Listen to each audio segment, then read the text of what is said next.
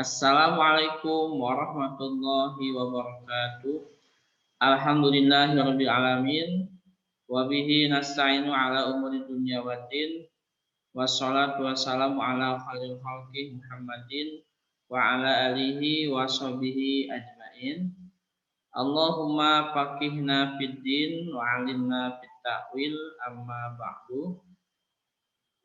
Alhamdulillah pada pagi ini kita bisa melaksanakan belajar jarak jauh di SDIT Cahaya Kolbu. Baik anak-anakku sekalian, hari ini kita belajar tematik kelas 4 SD, tema 7 ya. Subtema 1 keragaman suku bangsa dan agama di negeriku. Minggu kemarin kita sudah belajar mengenai kenapa sih di Indonesia itu beragam banget agamanya, beragam banget suku bangsanya, ya. Ya karena pengaruh dari letak Indonesia yang strategis, ya, sehingga banyak pedagang datang ke Indonesia dari berbagai negara dengan latar belakang agama dan budaya yang berbeda, sehingga di Indonesia menjadi bangsa yang bermajemuk, ya, beraneka ragam baik agama, budaya, bahasa dan kebudayaannya. Baik, kita buka bukunya halaman 103. Mari kita mulai dengan baca doa sebelum belajar. Rabbi zidni ilman warzuqni fahman wa alhiqni bis-sholihin. Halaman 103 menjelaskan keragaman agama dan kebebasan agama. PPKN kelas 4 SD tema 7 subtema 1. Munculnya, ya, beragam agama di Indonesia.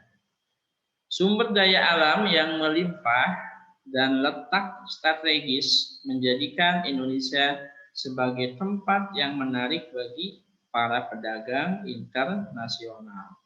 Mereka datang dari berbagai negara dengan latar belakang agama yang berbeda-beda untuk melakukan jual beli di Indonesia.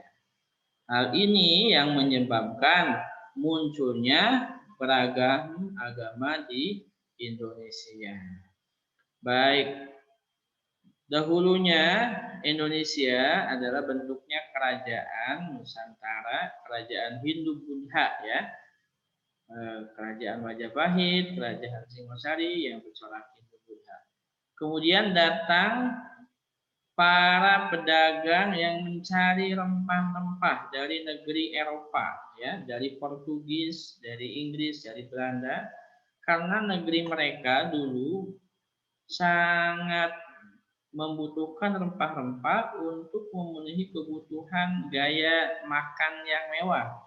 Jadi pada abad ke-14 itu, ya, ada semacam pengen makan yang enak-enak warga Eropa itu. Akhirnya bahan-bahan bumbunya tidak didapat di Eropa. Mereka mencari ke sumber rempah-rempah. Tempatnya di Nusantara, Indonesia sekarang. Dari Portugis, ya, membawa misi. Ada 3 misinya. Gold, glory, dan gospel. Gold mencari kekayaan, glory mencari kekuasaan, kemenangan, dan gospel menyebarkan agama Kristen dan Katolik, ya. Nah, akhirnya mereka berdagang ke Indonesia, ya, dengan menyebarkan agama juga, termasuk dari Arab, kemudian India, Cina, sama dagang ke Indonesia. Setelah dagang di Indonesia, ada yang menetap di Indonesia, ada juga yang menjajah dan menyebarkan agama mereka masing-masing. Baik, kita lanjutkan. Keragaman agama. Kita kemarin sudah belajar keragaman agama, ya. Ada 6 agama yang ada di Indonesia yang diakui, agama Islam, Kristen, Katolik, Hindu, Buddha, dan Konghucu. Nah, kita juga belajar tempat ibadahnya, ya, tempat ibadah umat Islam di masjid, Kristen dan Katolik di gereja, kemudian Hindu di pura, ya, Buddha di wihara, Konghucu di kelenteng. Hari besarnya ada Idul Fitri, Idul Adha, Maulid Nabi, Rajab, Isra Miraj, ya. Sebentar lagi kita mau di Isra Miraj, ya. Kemudian ada Tahun Baru Islam, ya. Kalau di Kristen ada Paskah, ada apa? Jumat Agung, kenaikan Isa Al-Masih. Di Hindu ada Hari Raya Nyepi, ya. Di Buddha ada Hari Raya Waisak. Di Konghucu ada perayaan Imlek dan Cap Gomeh. Kitab sucinya. Nah, hari ini kita akan mempelajari kitab suci agama-agama yang diakui di Indonesia. Nah, sebagai warga negara yang baik, kita harus saling menghargai orang lain, baik yang seagama atau berbeda agama. Sikap inilah yang membuat bangsa Indonesia semakin bersatu dan tidak mudah terpecah belah. Kita ini harus saling berdampingan, saling menguatkan, disimbolkan dengan anak-anak yang saling berpegangan tangan. Seluruh Indonesia, kita harus saling membantu, menghormati perbedaan yang ada, termasuk perbedaan agama. Baik, kita akan mempelajari satu persatu kitab sucinya, ya. Ya. Yang pertama, umat Islam, kitab sucinya adalah Al-Quran. Al-Quran adalah wahyu Allah yang disampaikan oleh malaikat Jibril kepada Nabi Muhammad SAW secara berangsur-angsur dari Baitul Izzah ke Nabi selama 23 tahun, 22 tahun lebih, ya. Ini ketika dimulai Nabi diberi wahyu, ya. Wahyu yang pertama surat Al-Alaq. Ketika itu Nabi sedang di Gua Hira berujlah, kemudian datanglah malaikat Jibril.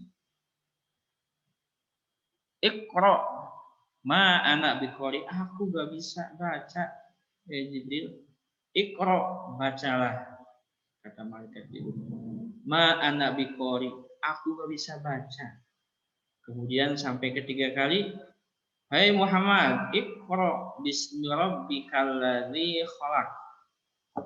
Ya, sampai ayat ke-5. Nah, itulah ayat pertama Al-Qur'an yang turun. Sampai 6.600-an ayat lebih. Terakhir surat yang turun adalah surat Al-Maidah. Al-yauma akmaltu lakum dinakum. Ya, pada hari ini aku sempurnakan agamamu dan Islam menjadi agamamu. Ya.